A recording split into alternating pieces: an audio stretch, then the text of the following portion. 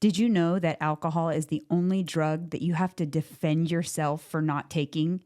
You guessed it. Today we're going to talk about alcohol, why we drink, the negative effects, how it impacts your mental health and weight and even your brain. We're also going to share some of our personal history with alcohol and where we stand on it now. So grab your coffee and let's get into it.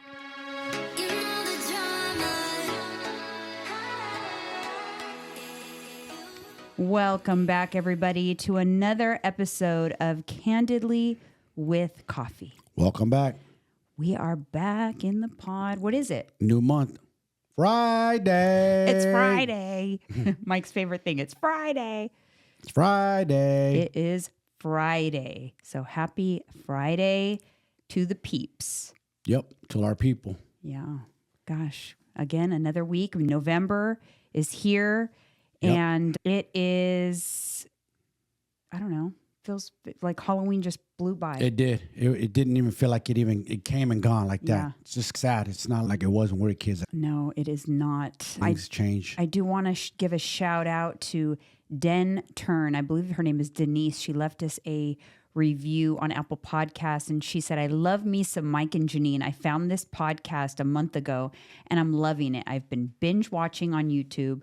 Jeanine has given me hope. I now believe the Menno belly can and will go away. She's so insightful, and Mike is so cute, raw, and sweet at the same time. They're so dynamic.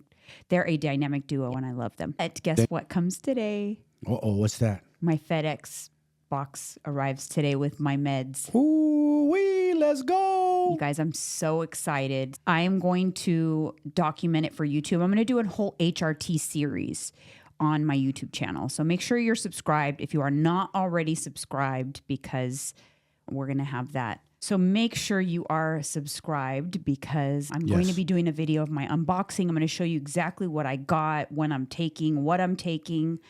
And I'm going to go into this on my YouTube channel as well, but I want to just say it here. I am not a doctor. I do not know if HRT is right for you. I don't know if it's going to increase your risk of cancer, what your personal health history is. I will not answer questions about that kind of stuff on whether or not I think you should take it. HRT is a personal decision that you should do with reviewing your own health history, being really in tune with your health, talking to your doctor, reviewing the risks, the benefits, your current side effects, what you're trying to achieve.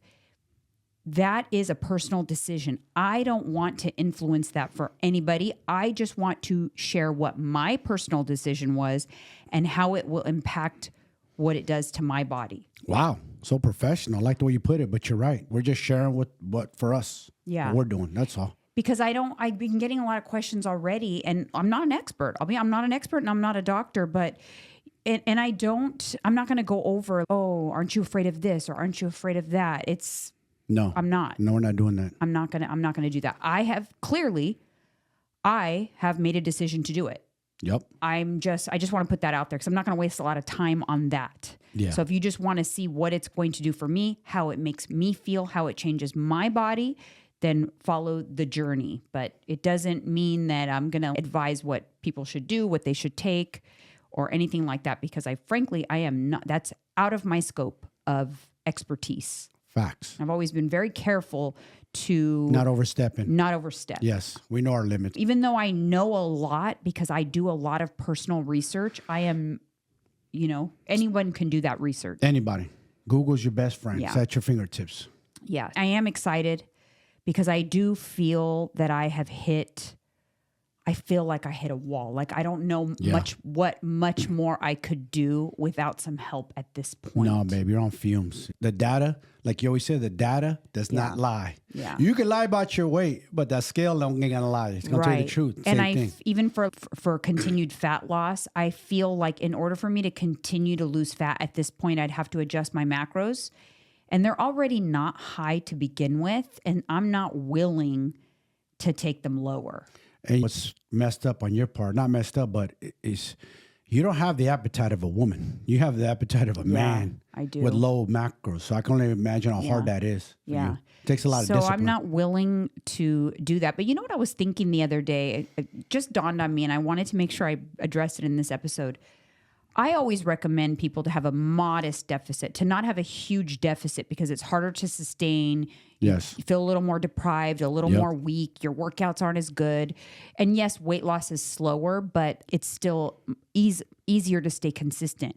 However, there is one thing I need to point out about when you don't have a big deficit. There is not a lot of margin for mistakes. No.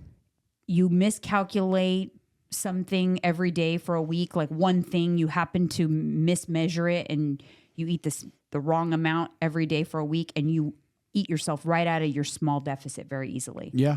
Or if you have a bad day or whatever, that's the one downside of having a small deficit. Or if your activity changes a little bit, your activity level, you're going to have a week of no progress or very little progress, so little that you won't even notice.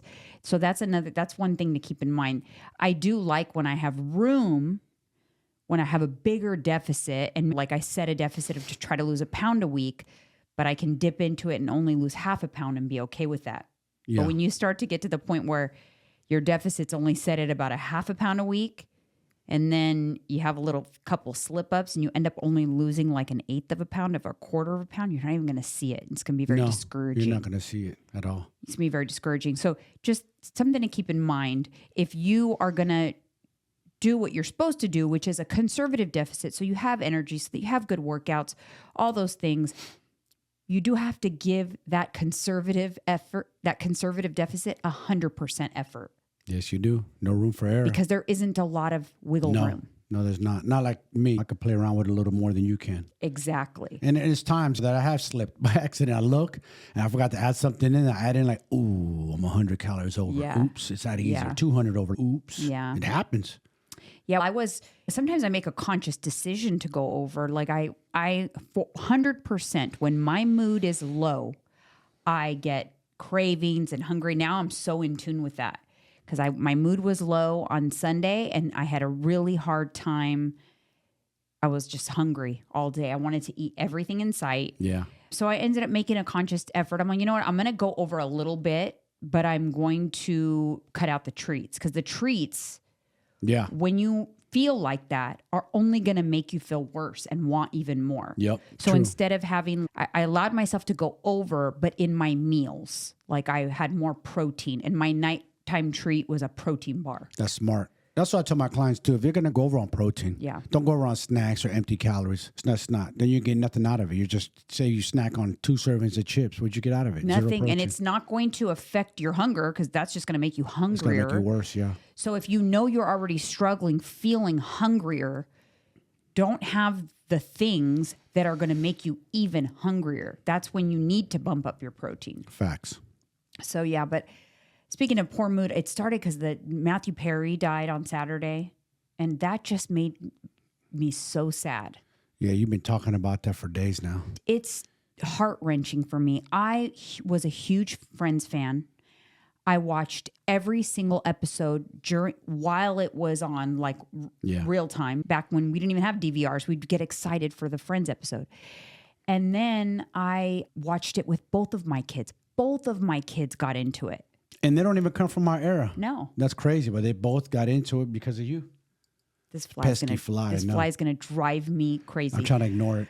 But anyways, it was very sad. And I was thinking, like, does it make us feel better that he appeared to be in a good place in his life? That's a good thing. It's less tragic. Yeah. It's just sad because he had some things in the working. He was ready to work. Right. He was lining some stuff up and boom. Just like that. That's why, and that's the message that I try to spread to my guys. Dude, Father Time is against us. What are you waiting for? Don't mess around. Time's not waiting for nobody. And honestly, a lot of his health problems, we don't know the cause of death, but probably something health related. And he had a lot of health problems because of his years of drug abuse. Of course. You can't, listen, one thing about the game of that, the game's going to pay you back. You're going to get paid back if you keep abusing your body. Eventually, your body's going to give out. That's it. You can only push it so hard. You can only redline your body for so long. Yeah. Like we've been redlining. We've been redlining our bodies, but not in that way, not with pills, but training. With training for 4 everything, months. yes. Yeah. Everything's redlined. So you're doing drugs and alcohol. I'm not sure if he drank, but a lot of times people who pop pills also drink alcohol with their pills, and you're just destroying yourself. You're slowly killing yourself internally. At the time, I think he was sober though. Currently, currently sober. He looked on the heavier side. Yeah, and he actually said that in his book. He said that when he was very skinny, those in the Friend seasons when he was really skinny, those were his heavy pill. His issue was with Vicodin. Damn. And do you know why he started taking Vicodin? I had a friend that got bad. Do you know on why Vicodin. he started taking it? A jet skiing accident. Man, it's always like that. I had a coworker, same thing. He had something broke or he injured something, and he never had an addiction or nothing. Vicodin took him down bad. It was a trip. We didn't even know. And this was in the 90s. We're like, what's wrong with our boy Trent? What the hell's wrong with him? What happened? He's bad off Vicodins. Like, what? Vicodins? I thought it was a joke. I know. I took Vicodins after my shoulder surgery. They didn't do nothing. Like, it calmed me down, but it didn't. I never felt addicted to it. I know, but it is highly addictive. It's an opioid. I'm lucky it didn't addict Do you me. know what's crazy is, and this is before I had a lot of knowledge and pills and addiction and drugs and all of that, but years ago when Alyssa, my daughter, was competitive acrobat. And so she had an injury where she hurt her back during a stunt. And in the hospital, the ER doctor was writing her a prescription, and I looked at it, and it was for Percocets. Hey, I looked how old at was her- your daughter at the time? 16. Hell no. They're 16. crazy. And I looked at her dad, and I was like, oh, we're not filling that prescription. He's like, oh, hell no. I'm like, no. Hell no. And let me tell you this. You know how like you make decisions in your life and you look back and that was like a fork in the road that could have gone? Yep. That year ended up being the hardest year of her life because she lost her grandfather Yep. unexpectedly, and he was young. My ex-husband's dad was young when he passed, and it was unexpected health issues. And that ended up being a very difficult time in her life to cope with. Had you add in life's traumas with opioids, that is a recipe for disaster. Exactly. That's exactly what it is. And it's good you're talking about this to make parents aware. Hey, if your kid gets hurt and these grimy ass doctors trying to prescribe them something like that, like you tell them hell to the no. I think they're a lot less likely to do that now. Yeah, because they got in trouble. But it's scary. I'm just saying, I know that as parents, we made a really good decision right then and there. Even though she's in so much pain. Nope. Yeah. She's not taking this. They gave her a muscle relaxer instead. That was fine. Dude, Joe Rogan had his doctor pressing him after, I forgot what surgery he had, knee or something, pressing him to give him pain pills. And Joe's, no thanks. He's, but you're going to be in a lot of pain? No thanks, doctor. I don't want to be an addict. No thanks. I'll stick to ibuprofen and Tylenol. That was the right decision. Joe said they're trying to shove him down his throat. Like they're that desperate to make a dollar, unfortunately, doctors. It's just crazy. I don't know, but it's scary. And a lot of people became addicted in an innocent way. Yes. Yes. Like that. Yep. And it just makes me like thank my lucky stars that we made that smart decision as parents, because not to say that for sure something would have happened, but it was the perfect storm for her that year. No, you made the right decision. She did struggle with back pain for quite a while. And you know what else is sad? What happens is a lot of times the parents will be like, you know what?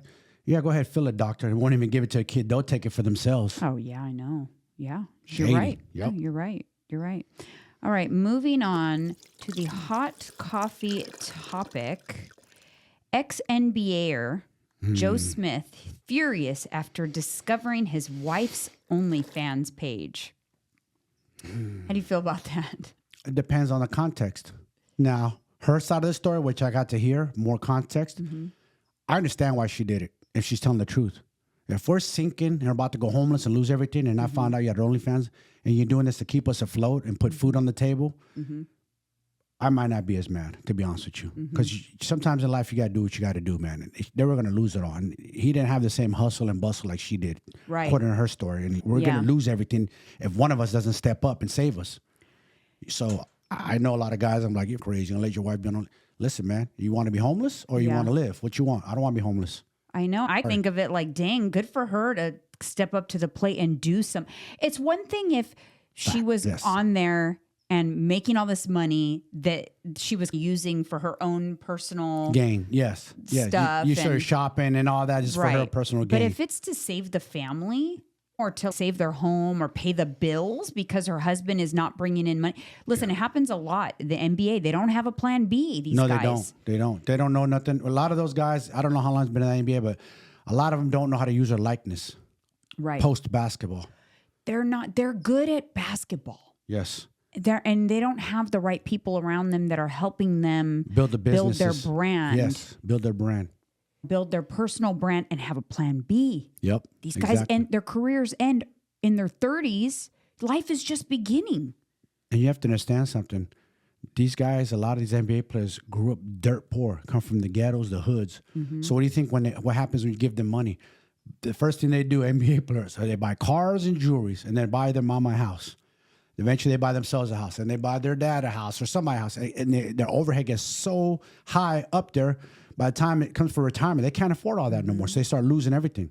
Right. I know that I used to watch the Chloe and Lamar show when she first got with Lamar, and the first thing she did was look at he was paying like 5 people's rents. See? He was paying like cell phone bills. Uh-huh. Like 30 people's cell phone bills. It was like crazy, and she kind of like cut a lot of that out, but it's all those leeches and mooches, the entourages. Fucking leeches. And we've seen it just in our scene. Just with us partying and going out, how many leeches came around. And we're nobodies. But what about there's been a few times where we were on like NBA players' tables. Yes. Like we went with our jeweler. John Wall. Yeah. We're on John Wall's table for future.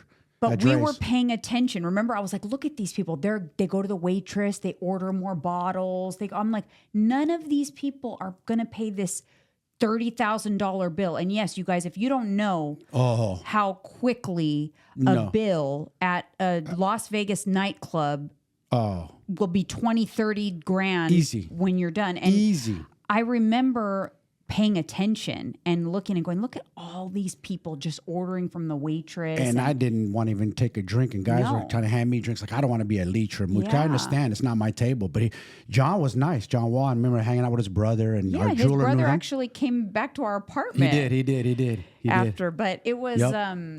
Yeah, but I had like this eye for all the... Because you've seen it too on our table. People will come leech and mooch and then they'll try and like, I used to tell the waitress, what I always tell, only me or her. That's it. The only approval. If anybody else orders, that's on them. I'm not paying for that. Yeah, that's crazy. That's Mooch City in Vegas. Oh, mooch, leeches, you name it, they're everywhere. Cockroaches all over that place. There was one time when we had, after that, we got really smart about it, but where we had a table, and it was very expensive that weekend. And in the pool parties, it's food and drinks. So you get a spend limit, and you have to spend up to a certain limit. Yeah. And then you can order food and drinks. So I went to go order food. We had a huge spend limit. It was an expensive holiday weekend. And the waitress said that we were at the limit. And I could not believe it. And I look around and I see all these girls that I didn't even know. They all had food and drinks, and I was livid. Yeah. That was it. All changed after that. Oh, yeah. We became a little more careful. Yes. You learn the game because these waitresses, they're grimy too. They go up to people who don't really belong on that table. They're just guests and ask them, do you need anything? Sure, well, I'd like to order. Yes. That's a guest. Because the waitress's job is to build that bill. Generate they want income. You to spend. They want you to waste the limit really fast.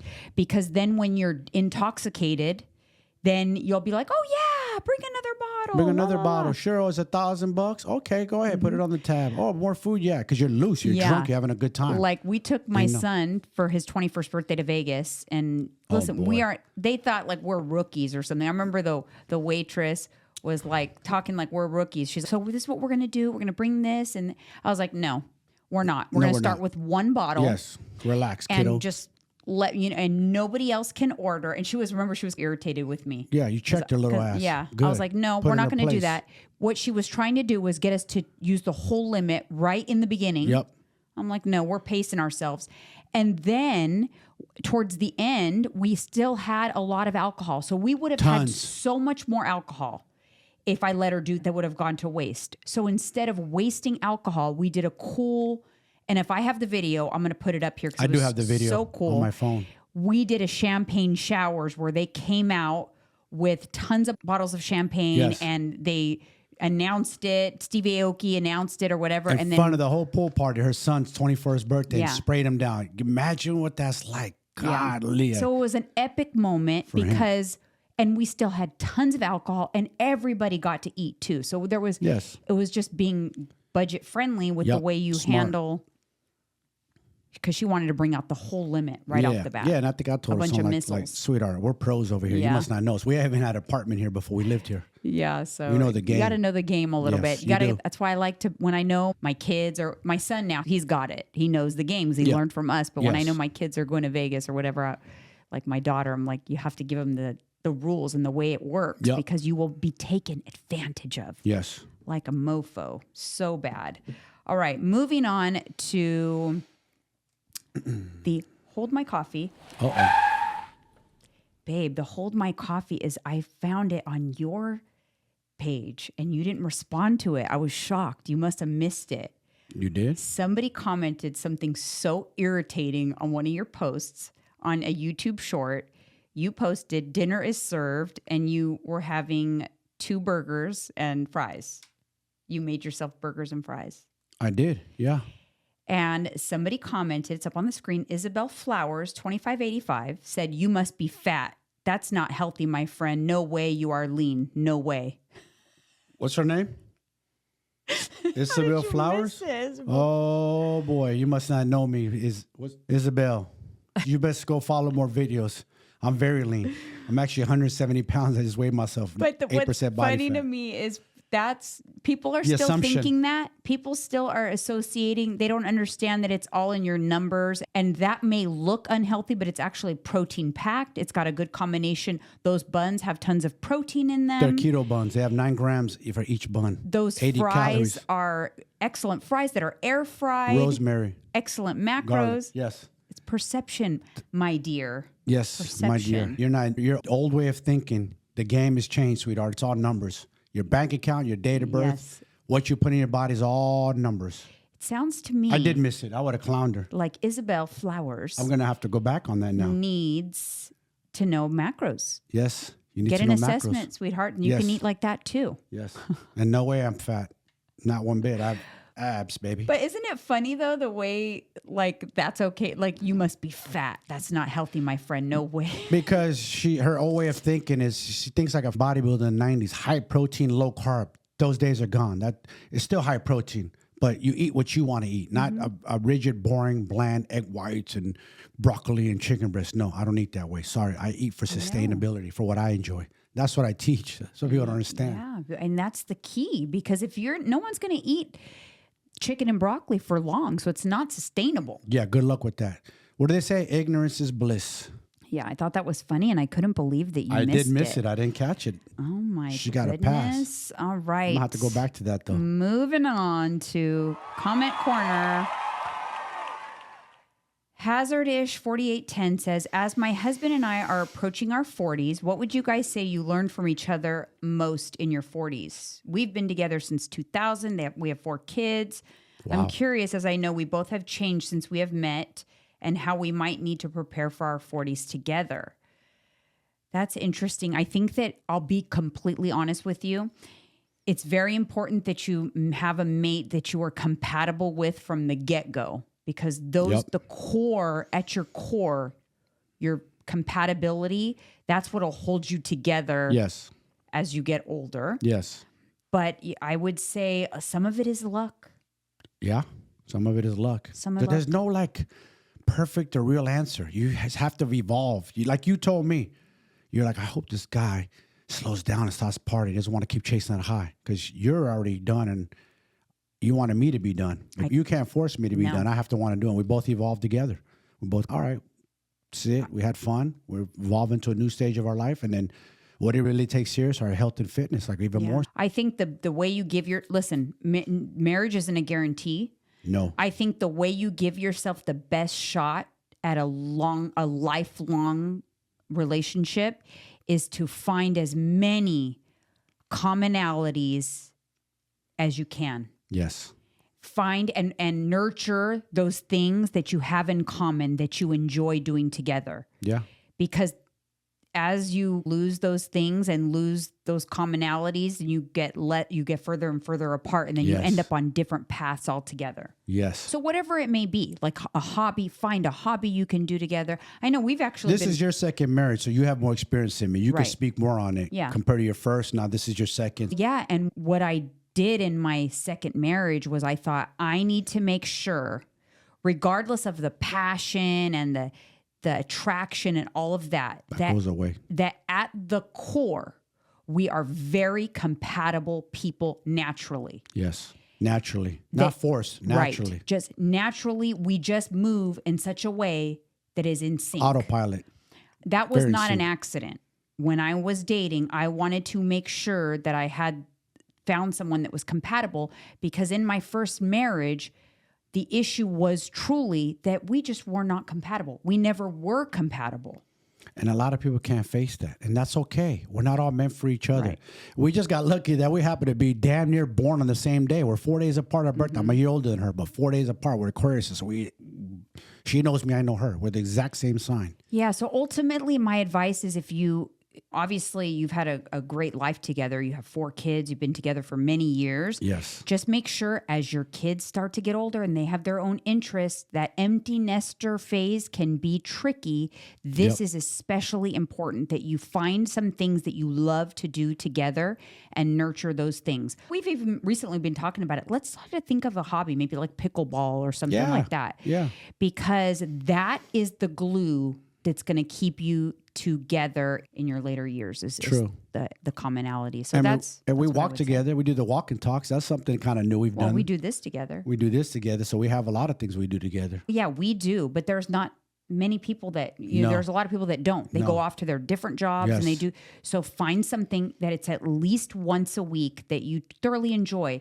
That's not just TV, by the way, because you're not really connecting if you're both watching the same television program.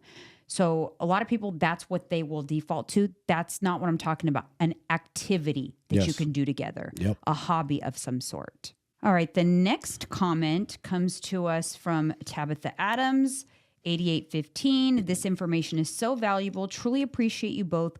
What's a good rule of thumb for choosing protein? I'm learning to read nutrition labels. Our good rule of thumb, we share it all the time, but I'll share it again. Always make sure that if you're going for something that you want it to have a good amount of protein, you look at the protein grams, add a 0, and then look at the calories. And if the protein is equal to or less than the calories, then that's a good high protein item. So if a protein bar has 20 grams of protein in it, add a 0, 200. Now look at the calories. Is that protein bar 200 or less calories? If it is, winner. It's good. So that's a good rule of thumb for that. Angelina Depa 6502 found you guys months ago, and now I binge watch all your videos. Love them all. Thank you so much for all the support. Oh, sorry, these names are hard for me. Olive Madueno 4845 says, "Oh my God, that imitation session had me rolling on the floor." We got a lot of those. A lot of people loved our little wig imitation. Yeah, the wig. wig. Oh, and you made fun of me. And you made fun of me too. Yes. And then I loved this comment, so I had to share it because it was so perfectly written. Danielle says, Halloween was better when we were kids because it was a hodgepodge of made-up costumes running around the neighborhood like wild animals and filling pillowcases with candy. Now it's store-bought costumes of the latest Disney Marvel character, and going to a trunk or treat or driving to whatever neighborhood is easier to get more candy in the shortest amount of time. It has been commercialized, and that's too bad for the little kids today. What's her name? Danielle. You hit the nail on the head, girl. You are absolutely right. Nailed it. Yep. I'd like to say for the record, my kids, they're not kids anymore, 26 and 22, I gave them an authentic Halloween. Because I loved Halloween so much, I made their costumes. We did not do trunk or treat. It started, and I remember like our neighbors would, you guys want to go to trunk or treat? I'd be like, no. It started when they were kids, but we didn't do the trunk or treats. We did the Halloween trick or treat in the neighborhood until the last house turned off their light. Man. And then you all get in, they would all come to my house and dump out their bags. And I did the old school with my kids, but I think that those days are sadly over. They're washed. Everybody does go to the neighborhoods now. Yeah. All right. So let's dive into this alcohol situation. Yeah, let's go. So, I said that in the intro that the alcohol is the only drug that you have to defend yourself for not taking. And doesn't that hit home? It hits home very close. People get bothered when they find out that you're not drinking. Why? They're weak mindset. That's why. And they want you to be a weak-minded person like them. I feel like, I don't know. I just feel like people can't comprehend it. If you're in it, you can't comprehend somebody not drinking, especially because, and I'm not talking about being sober or an alcoholic. I'm not talking about that in terms of most of what we're going to talk about today. No. Because I do not identify as an alcoholic. I am not sober. Sober would be someone that does absolutely no drugs or alcohol, which I currently do not, but I'm not opposed to potentially having a sip of someone's drink or having a drink or whatnot. Exactly.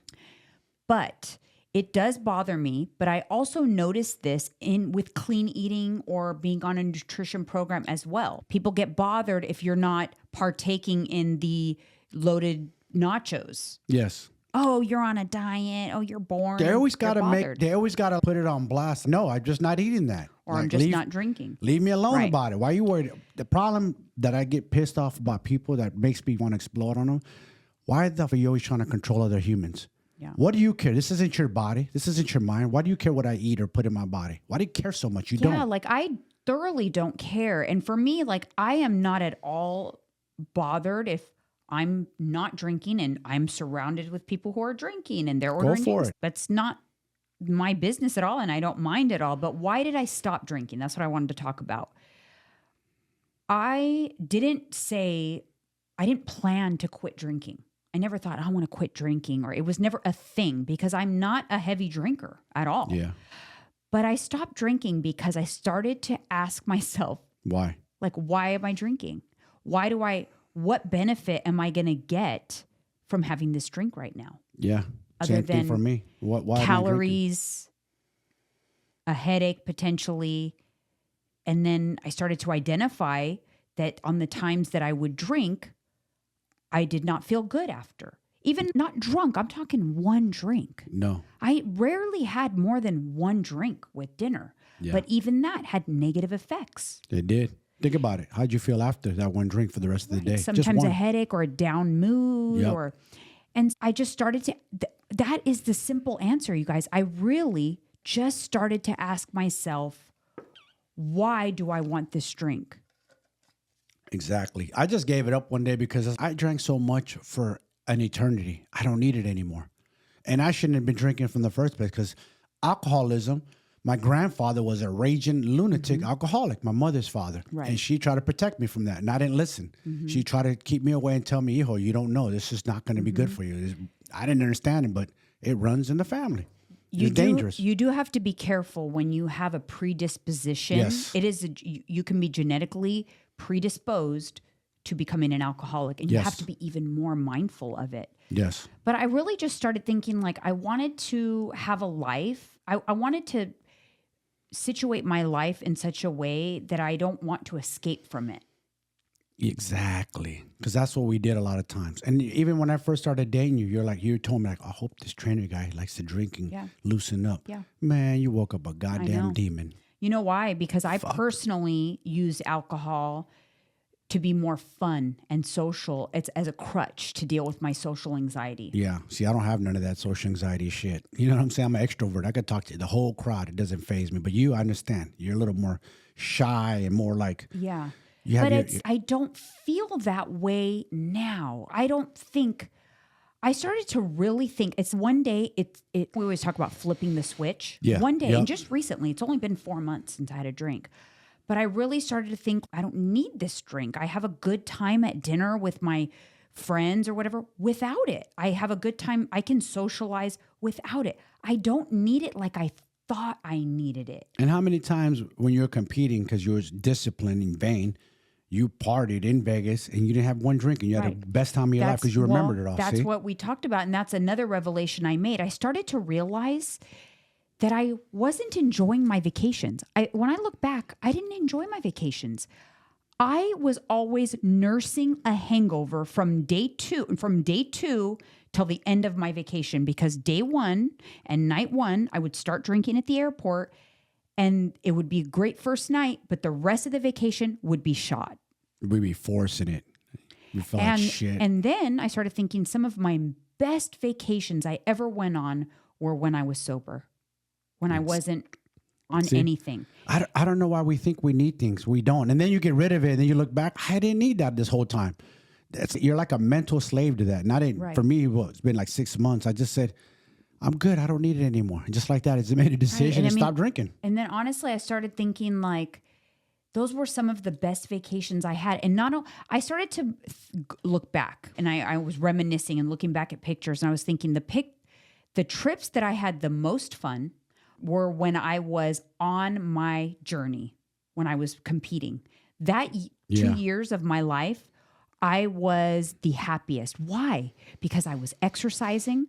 I wasn't drinking or doing any drugs at all. I was on my macros and I felt good. I looked my best. No hangovers. And felt my best. And I had the best trips, and I have all the memories because I wasn't loaded. And it was multiple trips. So it was like, because during that time when I was competing, I was traveling a lot. I went to Miami. I went to Vegas. I went to Cabo. Yep. I went so many places, and I had the best time. And so I thought, why? I need to go back to that. Yeah. That's all true. The way back to that. You're fully optimized, as they like to say. Yes. So I went back to that in every way. I went back to that in my lifestyle, working out, lifting weights again. I rejuvenated my love of lifting weights. I even started taking all of the supplements I used to take back then. I was good on my fish oil and my CoQ10, and because I knew Matt had me on all those supplements. And I'm like, you know what? I was feeling my best and looking my best back then. I need to go back and do all those things over again now in this body that's a decade older, and see if I can recreate that. Yeah. And looking back at pictures, look at my face. Look at our faces. I know. I'm look actually, at our skin. Look, I have a couple. The negative effects of alcohol, you guys, every drink that you take actually kills brain cells. You get puffy. Puffy. Bad. I have some pictures on the screen of us when we were puffy in the belly, puffy in the face. Mm-hmm. Not good. No. And you know what? There was a lot of really bad hangover stories where I would throw up violently for days, or you almost died on me actually one time. Yes. Why don't we share that? You were drinking alcohol and took a drug that's not supposed to be mixed with alcohol. I'm an idiot. I know better. GHB. Yeah. I basically was trying to kill myself.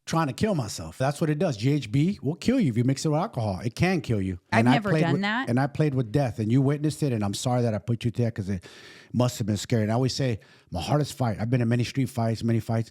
That other than my mental health, that was one of the hardest battles I ever had within myself.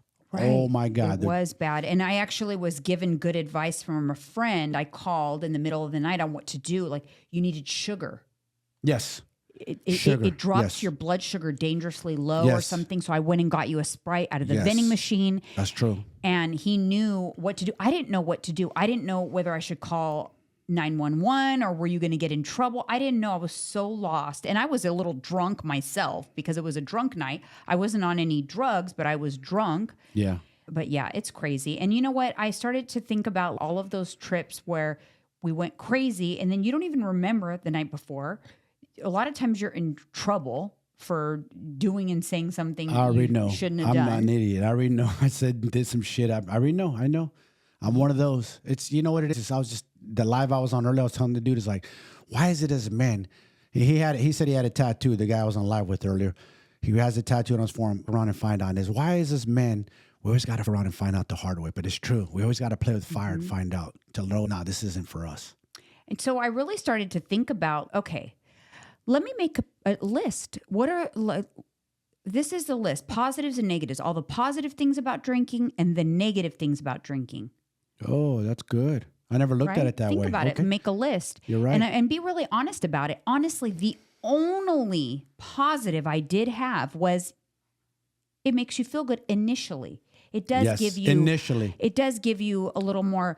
You get a little more social. You have a Yes. fun. That surge. The surge. Yes. That was the only positive, and then the rest was all negatives. So then I asked myself, when the waitress comes and says, "Do you want to order a drink?" And I think of that list, and I think, no, I don't want one, because guess what? I can get the positive now naturally. That's it. You don't need it. I'm digging into being able to feel those positive feelings by having good company, good conversation. Yeah. And knowing that I'm going to go home and feel good after. And how many times have I embarrassed us because Psycho Frisco Mike comes out? Yes. I'm one of those guys. 3 or more. I go past 2 drinks. It's not good because any little thing sets me off like a volcano. One thing I would have to say about you is if I would look up at a nightclub and I saw you drinking out of the bottle, I would bless myself and be like, oh boy, this is going to be a rough night. You guys, there's so countless stories, but there was this one time, and I knew once he flipped to too many drinks, he was shark. I used to call him shark eyes. I could tell when he wasn't seeing me. His eyes would be a blank stare. Yeah. And then I had to be very careful, tread very careful with him so that he didn't like explode. And there was this one time in LA where he started slurring. So I thought, oh no, he's passed over to the other side. Yeah. I caught myself, remember? I go, oh shit. I was wasted, but I caught myself slurring. He wanted to go to the strip club. Yes, I did. And I knew better. Okay. I needed to get this man into our room immediately because this is not good. He needs to pass out or he's going to rage on someone who looks at him the wrong way or whatever. So I lied to you and I said, we're going to the strip club. We're going to go get dressed. We're going to go get comfortable. And you kept telling me, you better not be lying to me. You better not be lying. And I was a little nervous. Oh my God, when I get him into the room, I have to break it to him that we're not really going to the strip club. How did I react? Did I pass out? Oh, we just passed out. Yes. I said I was going to go to the bathroom and I went into the bathroom and I took as long a time as I could. I came out, you were face down on the bed and I was like, thank you, Lord. You didn't remember anything the next morning. God damn. That's how I know you love me. I put your ass through hell, man. Yeah. But I knew how to handle you pretty well to not ignite you when you were like that. Take notes, ladies. If your guys get too out of control, don't ignite them. That's the worst time you want to pick a fight. Right. Don't do it. For sure. But I did. So I showed you guys some of the pictures of the alcohol bloat and looking bad. So then I wanted to pull up a picture of one of my favorite trips. And since we just had Halloween, I found a picture of Halloween in Vegas when I was totally sober. I had been competing and I look at my face and I don't see alcohol bloat. I was happy. This was like 3:00 in the morning. This was on night 3. This was our last night of the trip. Do you see the picture? Yeah. And I'm like, this is why I don't drink anymore. Yeah. Because I see the difference. I can have fun without alcohol. Yes. I can be social and I can still look and feel my best. And that list, there's no positives. You got to understand something too, babe. We all been brainwashed too from the TV screen growing up, watching TV. You watched your friend's show, right? Your show Friends. Mm-hmm. Did they ever drink on that show? Did they ever have any drinks?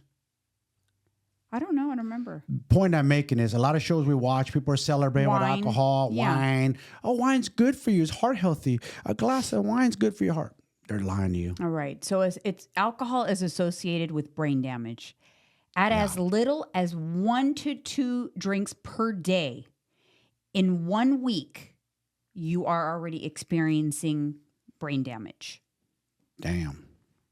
I'm afraid to know what I did to my brain. People who drink, and not a lot, I'm thinking like 3 to 4 drinks max a week, whether you spread that out or drink it all on one day or whatever. People who drink about 3 to 4 drinks equivalent per week have more cortisol at baseline when they are not drinking than anybody else. Wow. Meaning they are more stressed and more anxious on a regular basis when they are not drinking. They are run high cortisol.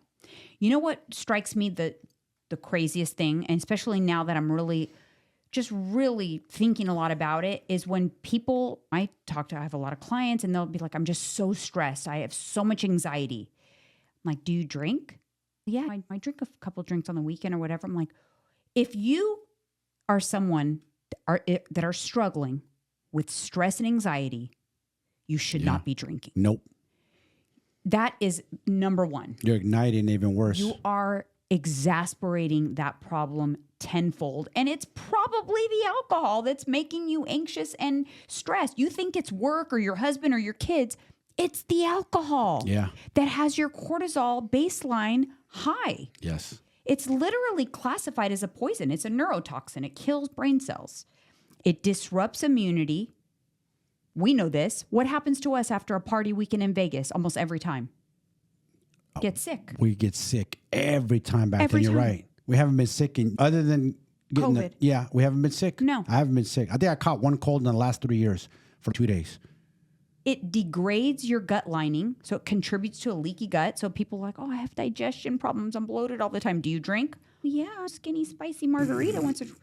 Listen, I Doesn't know, matter. you Still guys, liquor I'm in not there. judging. Yeah. I am this person. Prior to giving up alcohol 4 months ago, I started drinking every single week, sometimes 2 days a week, which is a lot for me, Fridays and Saturdays. Yeah. And it was not good for me. It coincided with my menopause and the low moods and the weight gain, all of it, all bad. Recipe for disaster. Yep. It impacts your liver's ability to detox. It causes liver stress. Eventually, fatty liver. Eventually, cirrhosis of the liver. Eventually death. That's it. Game over. It is linked to breast cancer, too. Oh, yeah. I told you. I just saw it on the news one morning. They were talking about Breast Cancer Awareness Month, and they put it on their bold letters. Yeah. Said, alcohol is linked to breast cancer. It New is. study shows. Yeah, it alters DNA and gene expression associated with an increase in breast cancer. I was going to, and I poked fun of, the ladies in their wine, they're going to be up in arms. So this is interesting. Since I was speaking about the HRT journey, and I'm not going to recommend it. I'm not going to answer questions about that because there's a lot of things people say it's associated with some sort of increases in cancer. The same person that comments on my page, I'm not doing HRT because there's a cancer connection, will be that person that drinks wine every night. And has a terrible diet on top of it. Right. Like, So come on. And doesn't go to the gym. Yeah. I pick my poisons, literally. Exactly. Literally. I'm picking HRT over the skinny spicy margarita. Stay with your drinks, ladies. Go for it. We'll see It how that leaves works you out. puffy. Yep. It leaves you making poor decisions. A lot of Yes. times it leads to marital problems and I'm sure you thought about it a couple of times. Like, do I really want to have a future with this crazy raging lunatic? yeah, the few times that you got really bad, Sure. for sure. I don't blame you. For sure. There was definitely Scary, of course. There was definitely those I remember times. San Francisco. I lived with that, and I still live That with was that. a Halloween, by the way, too. It was a Halloween. That was really bad. Yeah. So he, years ago, just Tell a the quick story. recap, for Halloween, Mike drank too Francisco. much. Yep. And I was trying to get him home. Same kind of thing as the LA. I'm like, this is too much. We need to get him home. And so when we were coming out of the club, I was sober because I was the designated driver. Yes. A friend pulls up in a big taxi van and goes, Mike, come on, after party at my house. And you ran over there. You're like, come on, babe. We're going to another spot at 3 a.m. after party. Yeah, you're like, come on, let's go. babe. And I was like, oh, no, we're not going to that. I'm like, we're going home. And I lost it. That was a I did. trigger for It him was. because he doesn't like to be told what to do. Yes. Mix that with alcohol and you lost your... Pissed. Yeah. Fired up for nothing. All for nothing. Yeah. Why? Because I want to chase a high. That's why. Alcohol is still a high. People think, a high from weed. No. Alcohol is a high, and I was still chasing it. Yeah. And I was doing drugs back then. Let's be honest. That was, not bad. no bueno. That was a rough night. He was very unhappy. Then I finally did get him home an hour, 50 miles south, by the way, of driving. I had to get him home and he was mad the entire time while I was driving. And then when we got home, he wanted his keys because he wanted to go get Jack in the Box. And I hid his keys because obviously I didn't want him to drive. And he was so mad and he kept saying, if I find out you're hiding my keys, I was literally scared. I just want to say for the record, Mike has never been violent with me. So if this is alluding to we've never had that issue, but it was scary because you were aggressive verbally, but never physically violent. I never put my hands on a woman. No. I don't do that.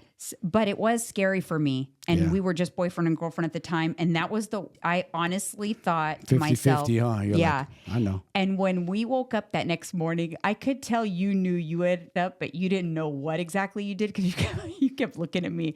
And I remember later you had told me that you were waiting for me to tell you to like pack your things. Yeah. Like you knew you were in trouble. Yeah, because I acted a fool. Basically, she left out a part. We had a table at one nightclub. finished partying there, went to another nightclub after my friends had a table, drank some more, embarrassed myself there, then try to go to a third nightclub or after hours. Just too much. I'm an extreme dude, man. I know that about myself. I'm an addict. That's just the way it goes. And honestly, a lot of people will say, what about the social pressure? Like, how do you deal with it? First of all, social pressure? If of drinking. Oh. No, in general, a lot of people, that's what they struggle with, though. Yeah. So you can't just dismiss it. You have to help people along with that. Of course. But truly, though, if you have a crowd of people that aren't you're hanging out with that don't respect your decision to not drink, you have to really ask yourself, do you have the right friends? True. Truly, because they probably are influencing you to do other poor things besides drinking as well. Yep. But the reality of it is, it's hard for people to comprehend if you are not an alcoholic but choose not to drink. So if you want to just make it easier, order mocktails. Have a mocktail looking drink in your hand at all times. It really does help. And you can have club soda with lime and a tahini rim. Have the bartender muddle some fruit and have soda water. It's delicious. It looks pretty. Rim the drink with sugar. They'll do mocktails for you. Yeah. Or how many times I've seen you do it. You take a shot, pretend you knock it back, and you throw it away. All the time. That was smooth. Listen, one thing about me, although I did like to have my drink and stuff, was very good at controlling my alcohol. Yes, you were. So I don't associate with a problem with drinking. And all the time I would pretend to take shots because people, they come on, and they're drunk and they want, okay. And I would just knock it back in the trash. Yes. Smart. Yeah. So it's not your thing. You don't like doing shots. Like I said, I'm not sober by any means. I don't associate myself as being a sober person. I don't have a problem with alcohol or substances in general. I'm pretty good about that kind of stuff. Yeah. Sober technically means no drugs or alcohol at all. And I'm not saying I'll never have a drink again or a glass of champagne or drink on a vacation or something like that. But I'm just saying that now, when the waitress asks me if I would like to order a cocktail, the list comes up in my head and I think, there's really no positives, all negatives. I think I'll pass. I just say no. I'm good with my Diet Coke with my food. And that's where I'm at and why I came to that conclusion. And I'm so happy that I finally flipped that switch. And we're on a different journey right now with ourselves, with our health. You know what I'm saying? We're turning our health around. We're getting older. We don't have time to run no more. It was just like a revelation that I'm glad I had. And I just, no judgment if that's not a decision that you're making. But I get that question a lot now. And it is something I talk through with clients. Have you ever thought about stopping? Because you'd be surprised at how many amazing things can come from it. And I'm happy with my decision. I know you're happy. We didn't even coordinate. We made that decision separately. I stopped before you. Yeah. And it wasn't something we did jointly. It needs to be a personal decision, but I'm glad we made it. Let us know. Comment below. Let us know where you struggle or if this resonated with you. I'm truly curious to see how you guys feel on this topic, especially after listening to this episode. But thank you guys so much for tuning in, and we will see you on the next one.